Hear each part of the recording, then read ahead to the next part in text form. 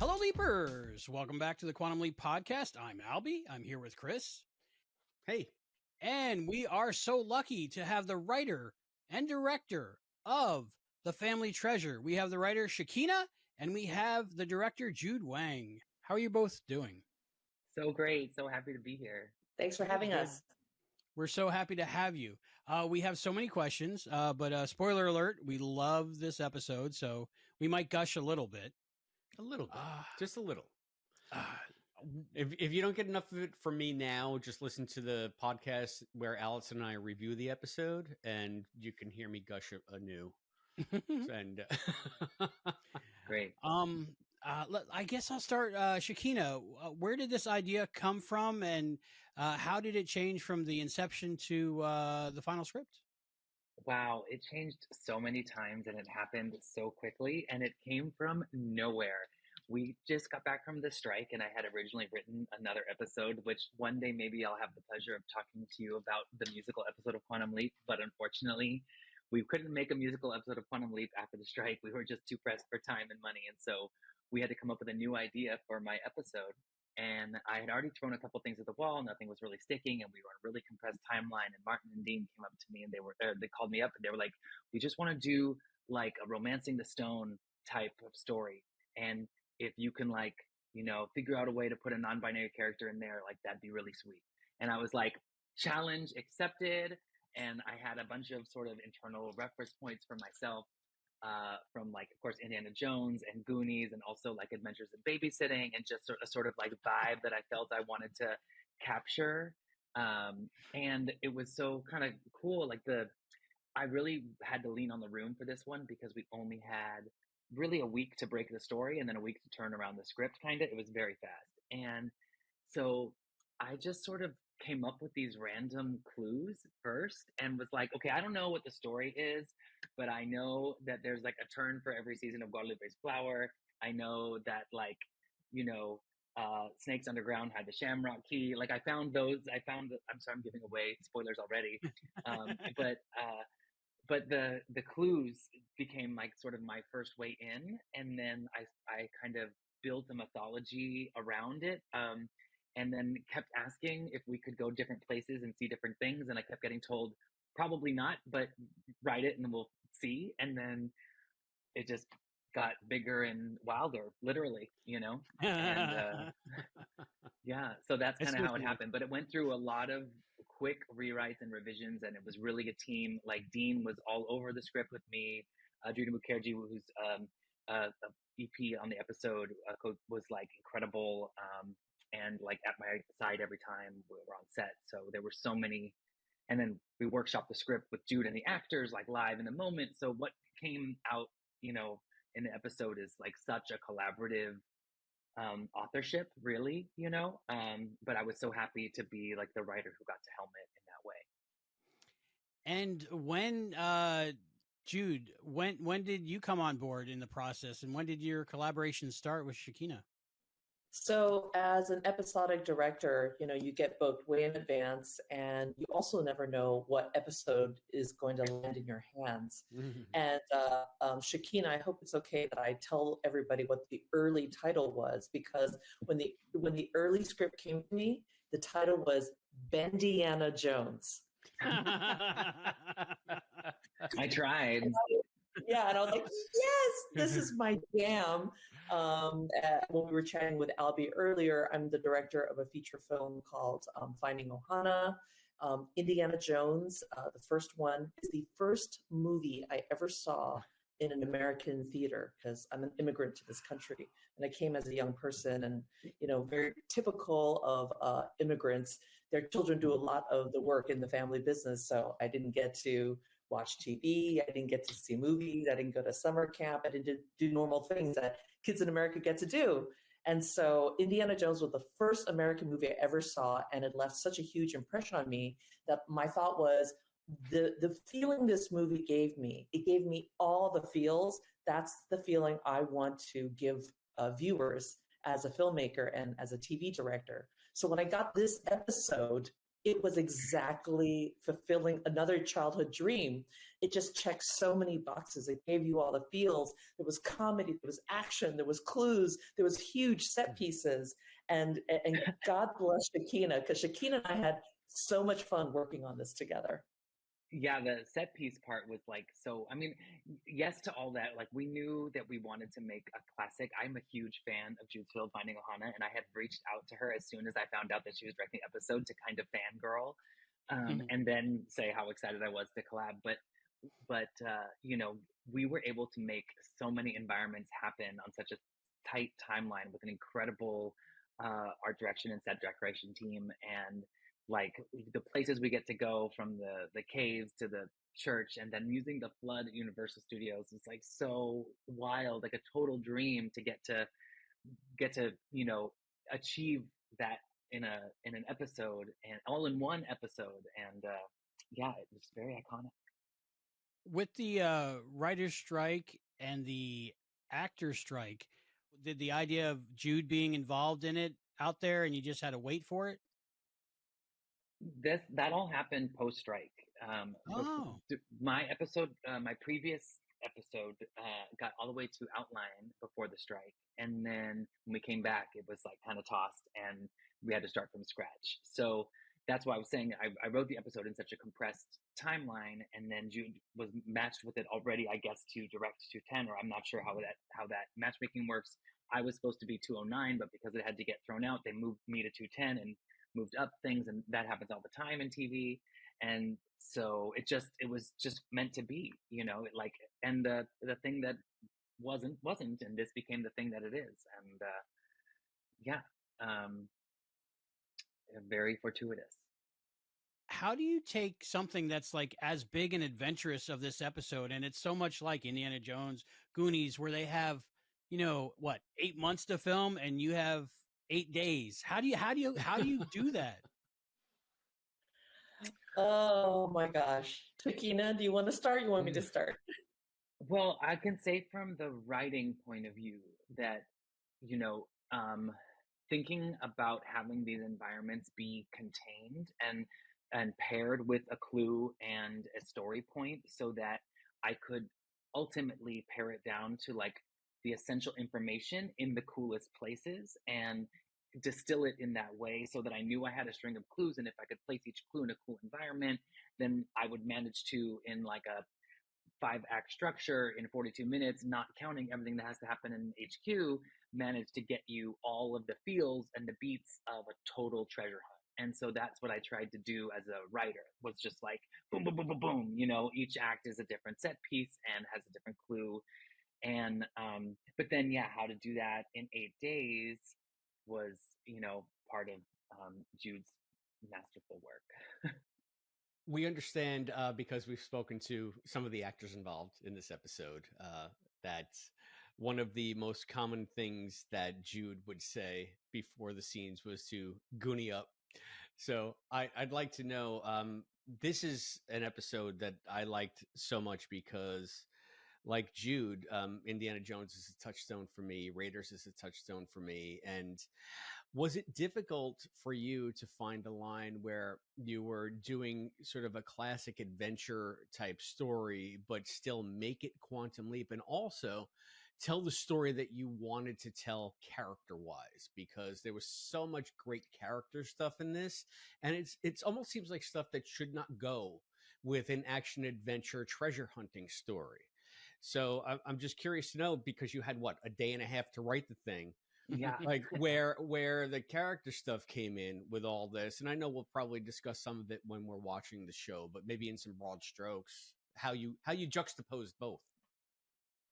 I think that it was a really tricky needle to thread, but really an exciting challenge, because what I love doing is queering a trope. Like, that's like one of my favorite things to do. And not all tropes are bad. Like, a lot of tropes are really great containers, you know, for information and like cultural expression. And so, you know, Indiana Jones, a classic adventure story, Goonies, a classic adventure story, like, they have these canonical tropes that you can sort of, you know, fill in with your own vision if you can line them up and set them up and knock them down in the right way, you know. And And what I love to do is to take these really familiar containers that like instantly tap into our cultural nostalgia and our joy and accessibility, which is also like what Quantum Leap is known for, and then inject them with the kind of liberatory queerness that like was never really included in the vision of those worlds, whether that is a teen basketball story or a 1950s treasure hunt or what have you. I like to queer the trope, and but I honor the trope. And I enjoy playing within the confines and the structure and the gifts of the trope. So Indiana Jones, Goonies, they give us these benchmark moments that occur in storytelling, but also visually, like the way that Jude was, framing these shots to give us that classic feel. And yeah, and so I had the kind of setup I needed to, put, like I said before, put that into a kind of act structure for TV writing. And then you get, in Quantum Leap, you get, you get a guest star track every episode, and you try and make something meaningful out of this character that you're inventing for most of the time one leap. This season has been a little different, and that's really awesome. But so I guess we had the blessing of having, two siblings, which was even more exciting. But in terms of what I could do with like my trans intervention, in pop culture, like the moment you get to be like, I'm gonna pop through and do something really trans for a second in pop culture, I get a chance, like, so it was like, if everything else feels familiar, if everything else feels like nostalgic and exciting and safe, then we can take this really big queer leap and people won't even know that it happened. They're just on the ride. And then suddenly you're privy to such an intimate, powerful, liberatory coming out moment, for two people in some ways. And then we're back in the story, and we have to have this total transformation and be lifted up and set back down in a place that we feel safe. And I think Quantum Leap like does that week to week, and I was really happy to get to do my version of that for this episode. Awesome. Were you both involved in the casting? Because the casting is just so amazing in this episode with Holly and Wilder. I mean, it's just perfect. Can you tell me a little bit about that? Yeah, Shakina and I were both involved in casting. Obviously, with big network shows, there's a lot of cooks in the kitchen. We certainly weigh in terms of our preferences. But Shakina and I felt really blessed. Number one, I just had to give a quick shout out to Shakina.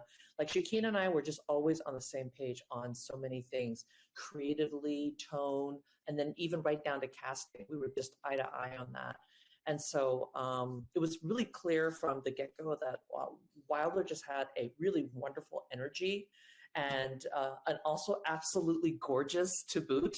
I mean, just talk about, and you'll see it in the episode, but their close-ups, holy cow, the camera loves their face. Yeah, I was saying like non-binary dreamboat matinee idol energy. Just like, it's so fun to have that kind of role even exist, and and the actor has to bring that to life. Like the Dean on paper is badass, but when you have someone like Wilder to bring them to life, it's just such a gift. And then with Holly, I thought Holly was so delightful and so versatile. And when I saw Holly read, I think Shakina and I both felt the same thing, which was, oh, Holly can play any part, like any sibling Holly can do, because she has a fragility, but she also has a strength. I mean, she's very, very multifaceted. So it was just a dream casting. And I guess you've already spoken to some other folks. Have you heard about the last minute rewrites that we had to go through that involved casting changes and such? Yes. Yeah. What's that like? So We want to ask you about that. Yeah. yeah, so wild. And it just, art making, TV making in the age of COVID, even being preventative when there's an illness on set, we had to make changes. And so I had originally written a story for three siblings, and after we had cast, when we were like in our last day of prep about to start shooting, we had to make a last minute choice and reduce it to a two sibling story, which I think must have been really, really painful for some people. And I was just like, we have to make the most of this moment and do what we can do to realign. And Holly was an incredible champion because we took basically two sisters and combined them into one, and then gave another story element to Dean, which ended up enhancing that character incredibly. And so overnight, we wrote a three sibling story into a two sibling story, thanks to Martin and Dean's help. And yeah, Holly had to basically switch archetypes. I mean, really, like, had come in auditioning for a very specific type of sibling and a sister, and ended up playing a role that was like completely the opposite of, you know, what maybe she thought she signed up for, and it was perfect. Well, we've been talking a lot about a lot of stuff, and I feel like, we have so much more to talk about, but let's do it in context, because we are here to do a writer, director, commentary track. So everybody that's listening to this now, watching this now, go to Peacock, load up the episode, and we'll give you a cue as to when to start, because we're going to be watching along with Shakina and with Jude. And we're going to talk all about some of the stuff we've been alluding to. And you're going to see and hear how the magic happened and how it came to life on screen. And I'm sure there's going to be a million other things as you guys are watching that you're going to say, oh, but wait a minute, what about that? Oh, wait a minute, but what? Oh, do you remember when that happened? So it's always so much fun. It's always such a journey, and it's so fascinating. So again, if you don't have Peacock loaded up, put the episode on. And if this is 30 years from now, put it on your holo projector. But we're getting going. All right. I'm so excited.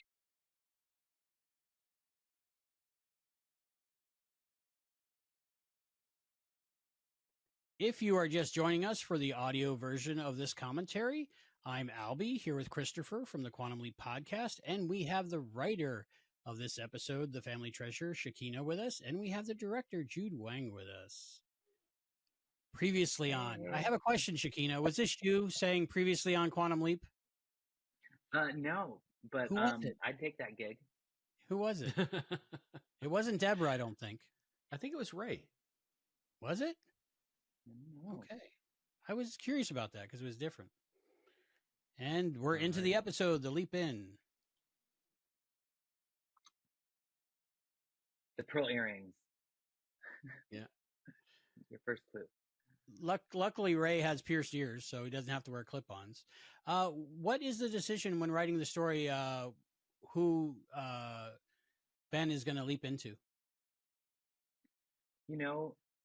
Sometimes we don't know right away. In this case, I had already identified the story of the two sisters, and then or the two siblings, and then figured that was our best way in, was to have a third, have them be, a little trifecta. Oh, there's Dan. I always think of Senator Furlong when I see him. He's an alum of the show Veep. Is that what we're referring to? Yeah, exactly. Yeah. He's hilarious. Oh, I just wanted to point out when Ben sees himself in a reflection. For me, that's one of my favorite signatures of the show. And Shakina was really on board with the way I wanted to do the reflection. And I thought how fun for him to see her reflection in the family photo. Mm. It's neat because on the new incarnation of the series, sometimes we don't even see the mirror image. It's not a very big part of each episode, so it's nice to see it not only done, but done in an interesting way, in a different way. It's much more organic too. It's not like he's kind of walking down the hall past the mirror. Oh, let me look. It's it's just and it sets the whole tone for this particular episode, which is about seeing yourself in your family and even revising what that means, for one, and the treasure in that, the treasure behind that, Yes. So not to spoil things. it was a very intentional deep cut. So thank you, Shakina. That's exactly right. And for those of you who don't know what's going to happen yet, of course, it'll all make sense in the end. And I'm just really so proud of how we threaded this all together. Cool. So we're back in the cave with Addison, the Tom and Addison show, as we like to call it. So, were there any memories of filming? Oh, looks like we're out of the cave. Moved. We're already looking for treasure map pieces. This but is we'll where we'll come back to Tom and Addison for sure.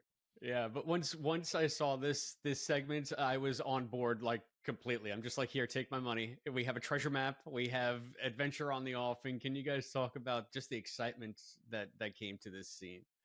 Well, I knew in the writing of it that the 4 pieces of the map had to come together, and we had to see that from overhead. And Jude knew that right away as well when she read that and had the idea of like how we'd get it together. And then when we, had to reduce the cast size and we had to go from 4 to 3 pieces of the map, we still had to make it work and feel awesome, and we did.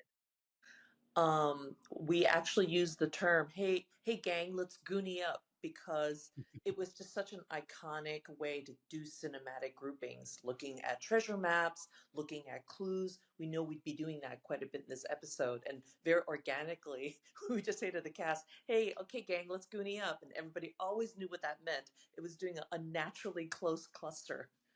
So that was a really fun element of the show. And I will say, directorially, it's so fun to get to lean into these tropes. My job as a director obviously is to honor the material and what's on the page, but also to just push a little bit more and to elevate. And so Shakina and I were really having a lot of fun together and visually finding all of those wonderful tropes to just pack it all into this episode. Yeah, and it's sort of my job as the writer to like leave as many clues for the director as I can to what I think the world should feel and look like through the way the action is happening and the way I tell the story on the page. And we just knew how to speak each other's language so well because we both honor the same kind of source material, and so there was almost like we had a second hand, even though we had never worked together. That second hand was our familiarity with this iconic imagery and what we needed to do to capture it in the writing and in the direction. So, and that's also the really great thing about Quantum Leap is that like we get to, like Jude was saying, elevate. We get to lean hard into a different genre every week, and this was just one of the best genres there is. So, the action treasure hunt is like, come on. Just a fun little thing right there, as you can see Holly stroke the back of Ray's neck. And prior to filming, I talked to Wilder and Holly. I was like, I'm not even going to ask Ray for permission.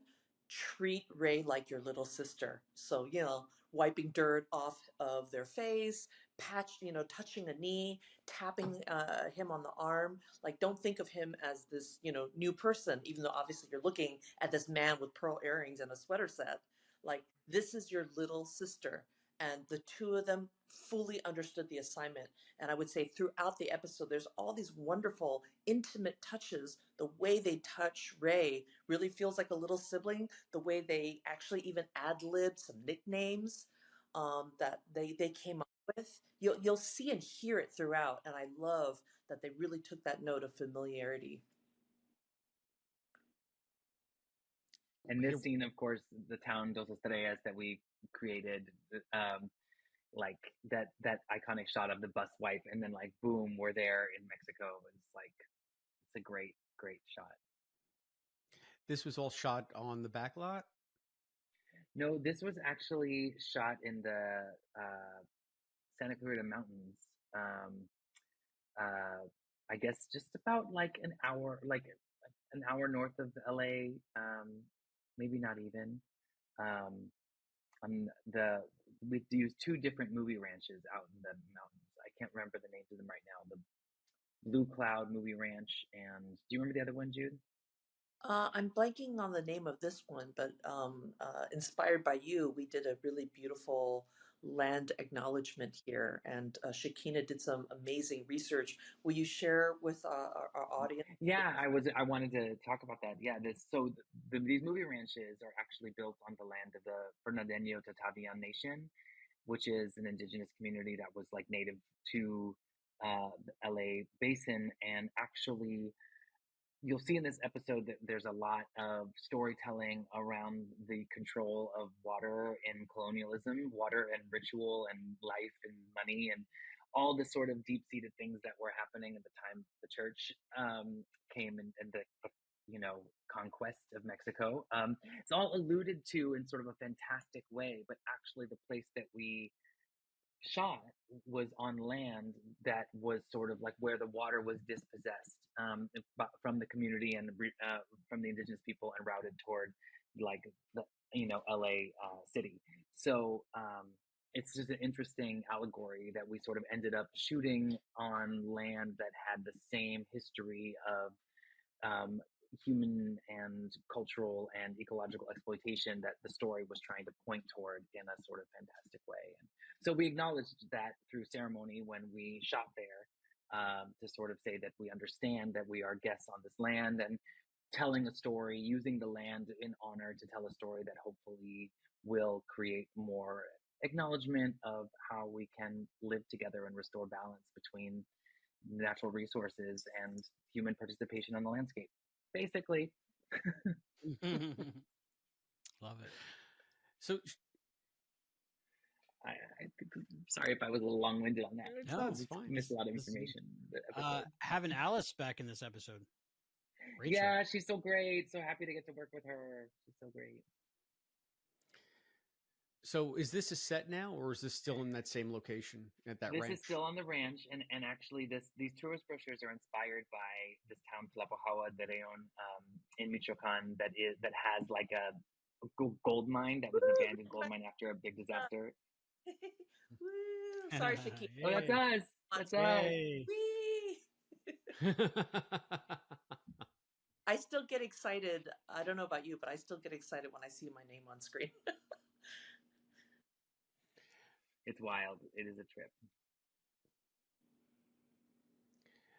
So we had a story here from one of the actors that one of the background personnel here was having some issues with the smoke and the breathing, and you had to stop the shooting just for a brief moment to make sure that this person was okay. I don't know if you recall that story, but did Holly tell us that? I don't remember that one, but I do remember having to do umpteen tobacco spit takes with the background actor who had to like hawk a loogie into the canteen. And some of them were so grotesque because we had him just like have like a mouthful of water and we like, and it was just trying to get it from the right angle to make it look like gross and badass, but sometimes it was horrific. That happened also. We, Allison and I, when we were doing the podcast for this episode, we call this guy Senor Guapo. He's Keon. Yeah, he was such a dreamboat. We wanted him to be like, this like sexy, charming, and ultimately dangerous, lovable dreamboat. Yeah. Were anybody from the show in any of these photos, or were they just random photos? Just random photos, clearable photos. No. It's clearable photos. Yeah, it's fun when you can stick in little Easter eggs like that, but unfortunately we didn't do that. We crunched on time. Hats off to Mei Ling, our production designer, and her amazing team. I mean, they really had very little time and they had a lot to do for our episode. And the episode just looks fantastic. The textures are so nice.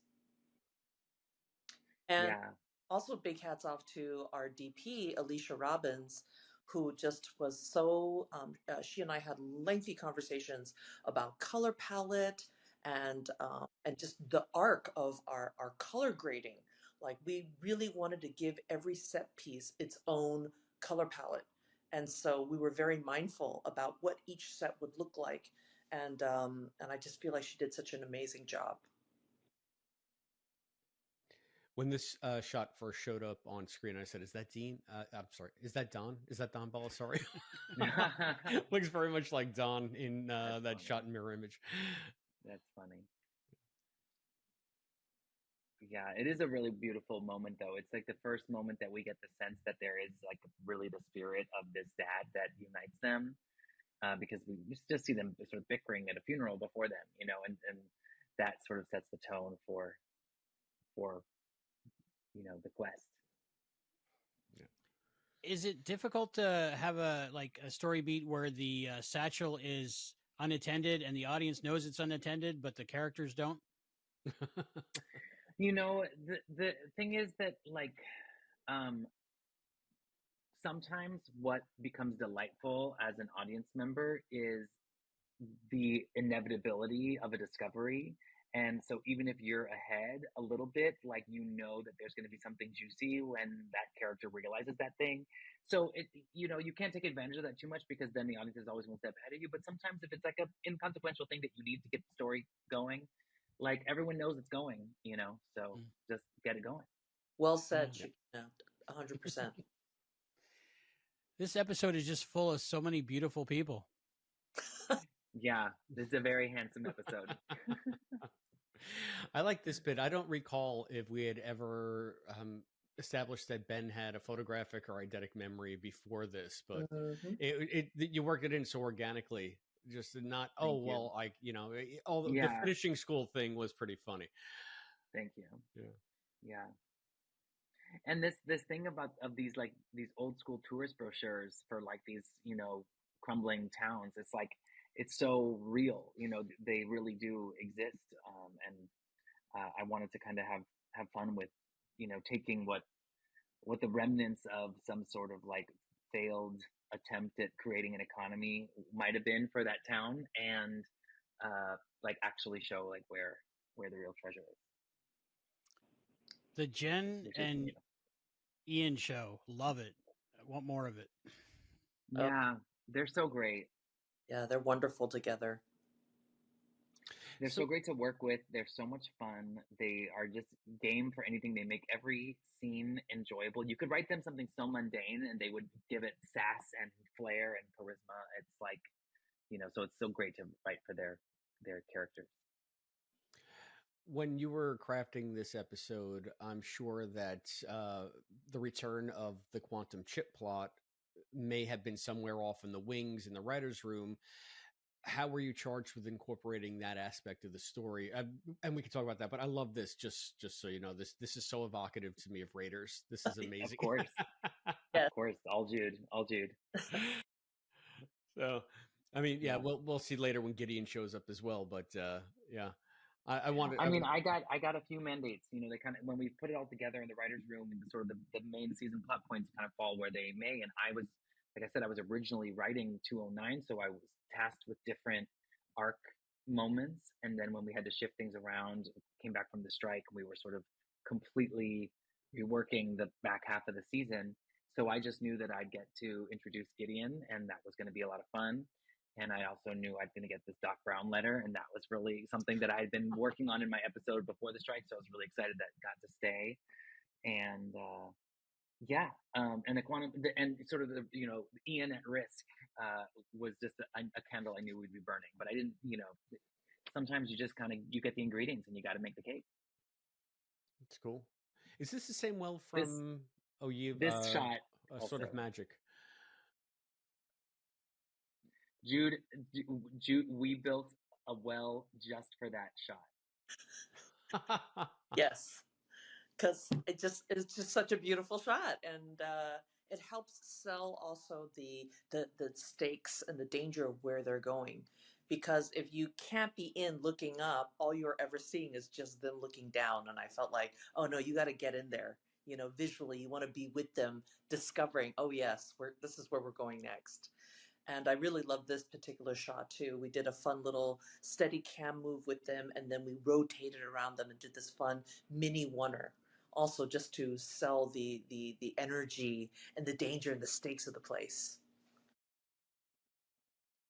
And these caves were, we had two cave locations, one on this movie ranch that were these freestanding caves that were built, and then another that you'll see later, inspired by this location that our art direction team and set design team built on the lot in a soundstage, and it had removable walls so we could get in and find the right angles and groupings that we needed for the big scenes. But this stuff that you're seeing here was shot in the movie ranch caves.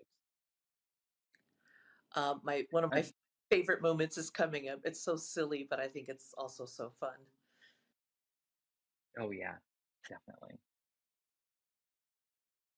We also just got the whole mythology monologue with why it's the St. Patrick's jewels. Come on, that's classic.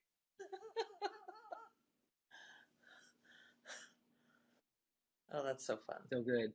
We had a piece of monofilament on the chin of the skeleton that someone was pulling right at the right moment to get the skeleton to face and fall, face Holly and fall. So cool. Is it challenging filming in the dark with flashlights and the lighting? Oh, yes. And in fact, I'm sure Wilder and Holly, and if Ray were there, not only were they acting, they essentially were lighting each other because we were really truly filming in low light situations. And nothing is more beautiful and more accurate than using true flashlights. So while there was a little supplemental lights from, that our DP put in there, they were really doing quite a bit of the work. Yeah. A lot to be mindful of because they had to point their flashlights in places that seemed not like you wouldn't intuitively want to do that, but that's where you needed to get the best uplight for the look or something. This scene was really powerful and beautiful to shoot. It was a confrontation between the siblings where they we understand why they're not, why they misunderstand each other and where maybe Sarah's anger comes from. And yeah, they just handled it so beautifully. We were off running it in the wings. I don't know what you call it, the corner of the soundstage, just trying to get as intimate and small and condensed as they could with the scene, so that we could ignite it within this little cave. It was really a classic. Siblings know how to push each other's buttons and hurt each other in the most scathing and simple ways. And I really love that line that Shakina wrote, which is, hiding behind your little sewing machine, your small life. Ooh, it was just felt like these daggers. It was very powerful, and it was so beautifully written, Shakina. Really well done. And then, Ben, in his classic way, being like, what you're talking about is really important, but also the clue, and just that we could have these really deep, family drama moments and then toss them away with this kind of frivolity of the treasure hunt, which I think that dynamic that we just went through together now helps prepare us for the dynamics that we're gonna encounter when we get out of the cave. And I wanted to make sure we had a few running starts. This scene I just loved so much. And Holly was so fun shooting it. But this is another iconic Goonies moment. You got to reach into the scary spider crevice to see what's back there. And then this shot, we had a probe camera pulling back through this hole. That's a neat shot. It reminds me a bit of Temple of Doom as well. This whole thing reminds me a bit of Temple of Doom. Classic. Right? And there it is. And yeah, Holly was telling us about how she was hamming it up with the yelling during this scene, during different takes, how she would try to extend it beyond where you normally would extend it. Yes. And here we go. Here's the twist. We knew you were coming back, bad guy. And nothing like a little tilt up of the hat to reveal the face. Yeah. And then this rack back to Dan. Yeah. So classic. The double villain reveal. Fantastic. I imagine that everybody had a lot of fun playing dress up with this one, more so than usual, because Cowboys is always just more fun. For sure. Yeah, this was wild because this was the scene that we shot in the cave that we built on the soundstage, and so we had all this dirt, stage dirt, on the floor, and we were in this tight little environment with these removable walls and the whole camera crew.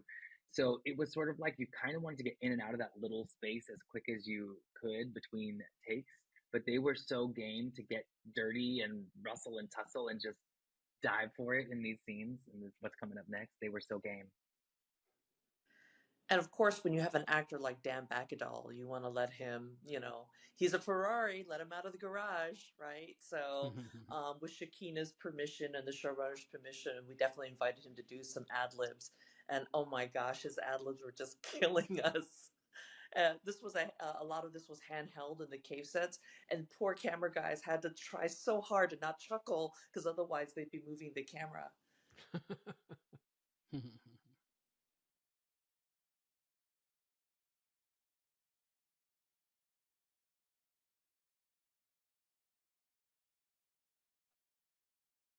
Will we ever get deleted scenes released maybe with the next Blu-ray set or? Oh man, so many good deleted scenes. I wish. I think we were initially 12 minutes over. So there was so much good stuff. Yeah. I can't hear the audio. I don't know if we kept the line, but at one point when Ray rushes Dan, he goes, "Little lady." I don't know if they kept that, but it was so funny. It was so funny. Because it would be a 17-year-old girl. Little lady.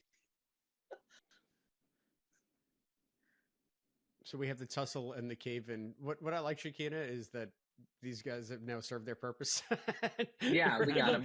They're able to dispatch of them in a few minutes. Yeah. Yeah. Well, like I said, you have 42 minutes, and then you have to also think about HQ. So you really have like maybe a half hour, 35 minutes to tell a full story. And so it's not a lot of time. Before they moved the rocks, I actually made Ray and Holly hold a real rock, because a very small real rock is very heavy, and there they were moving giant slabs of it, and of course they're made out of styrofoam. They were just like, just hold this. Like, remember how heavy rocks really are. So I did a great job of making it look quite heavy as they were moving it. So many great shots in this episode. Do you have favorites? Oh my gosh! Well, there's some coming up. Yeah. I mean, there's so many Goonie moments, right? Where there are classic cinematic groupings. The well shot is so beautiful. Again, Alicia did such an amazing job with a lot of the backlights. The traveling shots with the maps, those were really stunning. Yeah. And one of my favorite scenes is just about to come up. When we first did Location Scout, it didn't look like much. It just had the fence, and I said, what if we make it look like, these people who used to live here rushed away very quickly? And I asked for tattered cloth in the back, like an awning that had become dry and brittle, and so that on the day, if there were a breeze, it would just blow gently in the wind to create some visual texture. I really felt like the weather was on our side. Yeah. The day we shot it. Look at that. You're about to see with the fabric drifting in the backlight, the way the backlight caught our lenses, and there'd be these gorgeous flares. I mean, this is just so visually stunning. And I will Heroic tell you why. is why we wanted it to be. Yeah. Yes.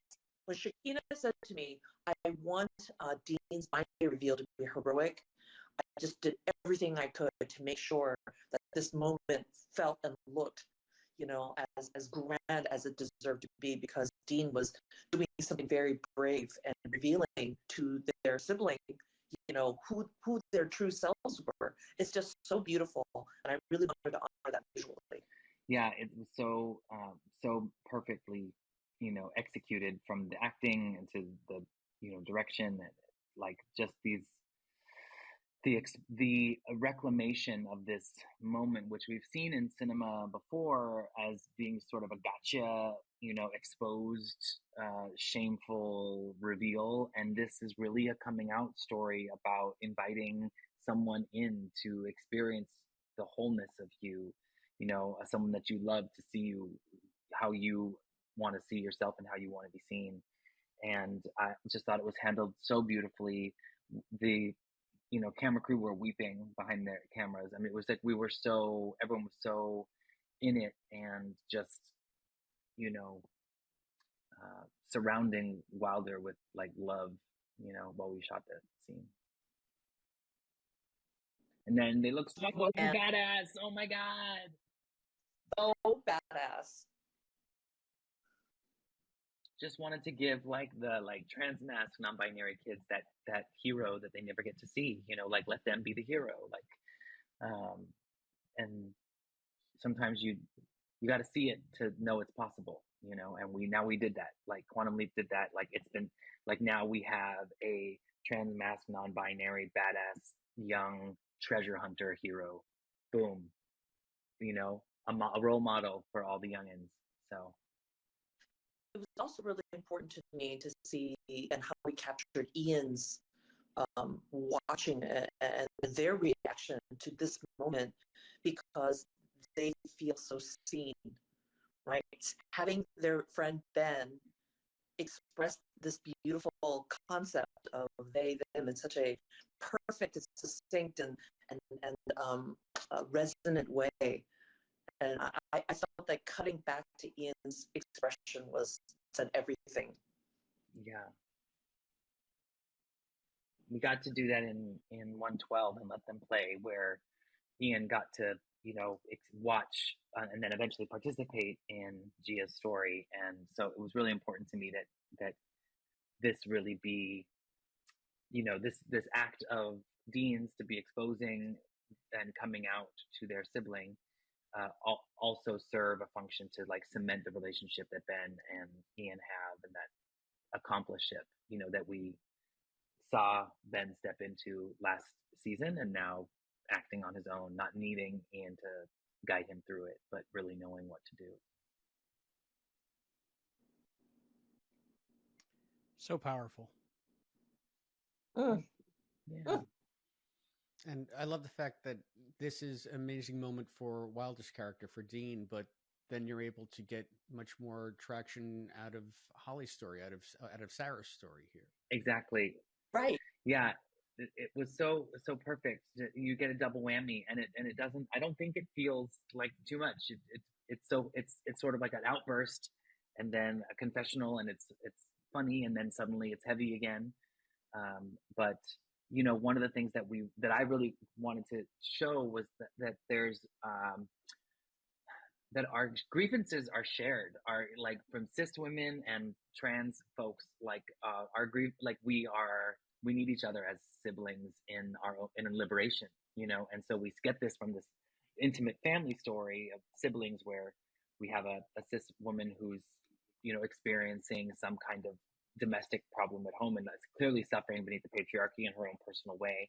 And then we have this non-binary trans mask person who's like obviously resisting patriarchy in their way, and they don't understand each other, and they're clashing and they're blaming each other. And in this moment, they get to come clean and support one another and realize that they are siblings, and that is powerful, and they can persevere together. And I think we need that. Jude and I demonstrated that as collaborators as well. We are storytellers of different experiences coming from the margins to the center and redefining what that is in collaboration. And then, of course, poor Addison not being able to get her secret out to them, just being tortured. And it's so interesting. What I really love what Shakina did is that there are all these beautiful monologues and discoveries throughout the story that's really sort of reflecting Addison's inner struggle. And there's even yet another scene coming up that really like, whew, it's the nail in the coffin, so to speak. But it's coming up. But poor Addison's expression is always so good. It's like, when in doubt, cut to Caitlyn's expression, because it's just so beautiful. So much acting through that. Yeah. Yes. Classic treasure hunting shots here. We definitely do a lot of gooning up here. Aspirational, treasure fulfillment shots. That's right. What would it mean to you to find a treasure? What would you do? It gets you wondering. It gets you dreaming and scheming as an audience member. We have a little mini mystery running. We need to find out and know who kept the key. I don't know. It's a great one, though. It's in the props archive. I'm sure it is in the props archive. Ooh, I haven't even seen that shot. That's awesome. Oh yeah. Oh, that was this. This part was just so amazing to create. It was such an awesome gift to do a stunt like this on an episode with a cast like this and a team like we had. Our stunt team was so incredible. And yeah, Jude wielding these giant cranes. Wait till you see these shots coming up. It's just so cool. So fun. So we knew we were going to film in Mexico Town on the back lot at Universal, and Martin said, like, too bad there can't be a flood. And I was like, if you will give me a flood, I will write you a flood. And so much of this whole story was about figuring out how to do it, how to craft this shot. Yeah, run! So great. Chased by 10 million gallons of water, however much it is, just... It was brutally cold water. There's, we don't have a chance to replace it with Perrier or warm it up or whatever. Shakina showed me a music video that Lady Gaga filmed on this lot. And it was actually really helpful, Shakina. It really helped me see what was possible. And I mean, the truth is, I would gladly, have 5 more minutes of flood scene because what we had was so fantastic. But, it's a network TV show. Tick, tick, tick. Let's go. Yeah, but to get like that whole stunt as just the act out of one act, like this unreal in one episode to get all the things that we've gotten so far. The Mexican town, the cantina, the caves, the church, and then a flood. It's just such a adventure for one episode. Was this night shooting or was it day for night? This was night, and it's just freezing cold night and wet and cold and night. Yes. Our poor actors, it was genuinely cold for them.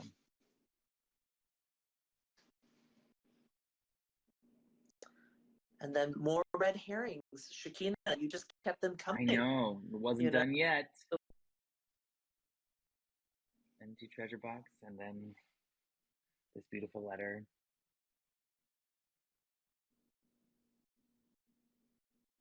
And we needed the content of this letter to both inspire Ben to write his own letter, but also to say something to Addison, like in her hearing of it, that would sort of cement the decision that she was going to make moving forward with Tom. And so it's like, so many points in this episode, and then what we're doing in Quantum Leap all the time anyway, is that like a dramatic action has to fulfill multiple purposes in multiple timelines, which is a really cool challenge when you're writing. And living your life consciously. Yeah. It's actually really fun to watch this without sound because I feel like all the emotion is there. Like, it is so clear what the story is, what the emotion is. I'm deeply proud of that. One of the things as a film student, one of the first things you're told to do is to watch something really good without the sound, and you'll see that the story still holds up. And I'm feeling like this is holding up pretty nicely. I love that. Yeah, for sure. Addison had an incredible emotional journey throughout this episode. It's almost forgotten about on the first watching because of the adventure, but on the rewatch, it's so touching. Is that difficult to handle both? Well, Caitlyn is a champion because she has such a challenge as an actor to do a lot of work non-verbally, like a lot of work. And so we get this in an episode when like the whole plot engine is, I want to tell you something that I can't tell you. There's just like not a lot of dialogue, but there's still this emotional real estate that is like carried through the whole thing. And she is so, especially when we shoot it out of order and then she has to map where she's at and she's really great at it. And I love when we get to give her lots to do, like this scene here, but also when she just gets the camera on her and she has to tell the whole story with a look, she can do it. And poor Caitlyn, nobody works harder than Caitlyn too, because she's always doing double duty. She's in the present day world, and then she's also a hologram leaping into whatever location Ben is at. Yeah. And so genuinely has to actually work twice as much as everybody because she's in both worlds. Yeah. And this scene was, really, really challenging. I think breakups are hard, and also knew that it meant that it was coming to the end of a certain story. And um, like it was one of those ones where from the moment they picked up the sides to start blocking it, the the emotion was electric and heavy and powerful and charged, and it was like, hurry, get the cameras, because the tears are welling up already. It's just it was just so powerful, and they were they were so good together.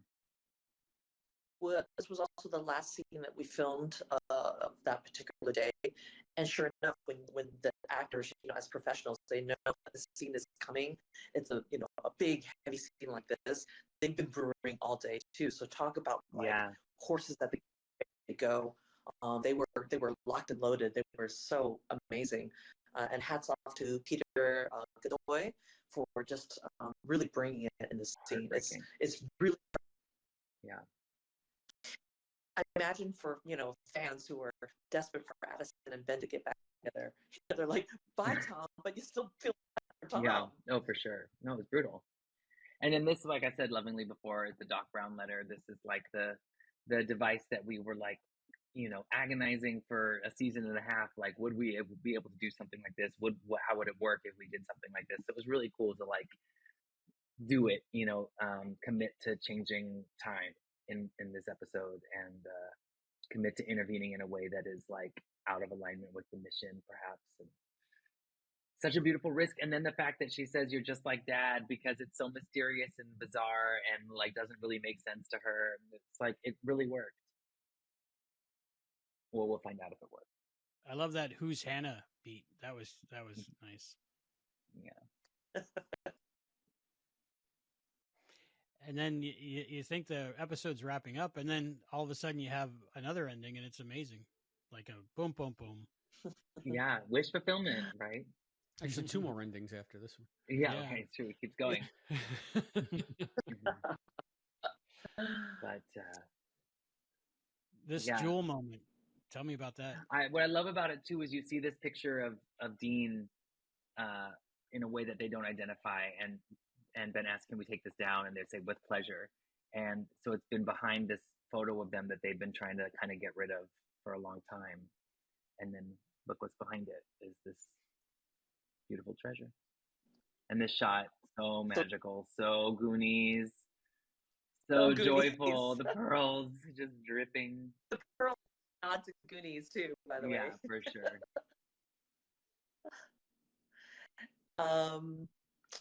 That's just such an aspirational treasure hunting, finding moment. It's really fun to shoot. So, Shakina, tell us about this scene, because we have the big reveal. Finally, this is a payoff from some threads that have been, percolating all in season. and out.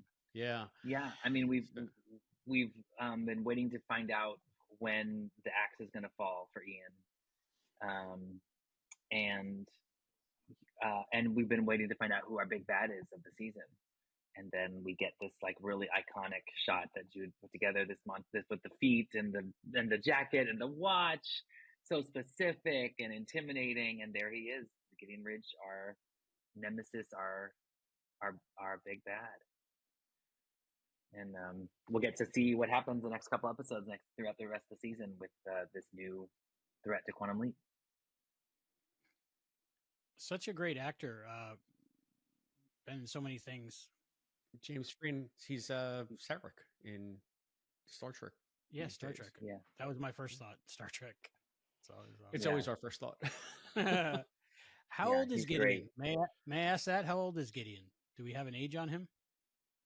The character? You'll find out. I don't want to give anything away by giving anything away. Okay, sounds good. Yeah, he's old enough to have a plan. I love that information given at the end, just in case anybody needs it. Thank you. You really, it's crazy. It's a 2-second slide, and it can save lives. And I had to fight to get it in this episode and in 112, but it's worth it, because the more people know about Trans Lifeline, the more trans people's lives are saved. So bravo, clap, clap, clap, clap, clap. Thank you.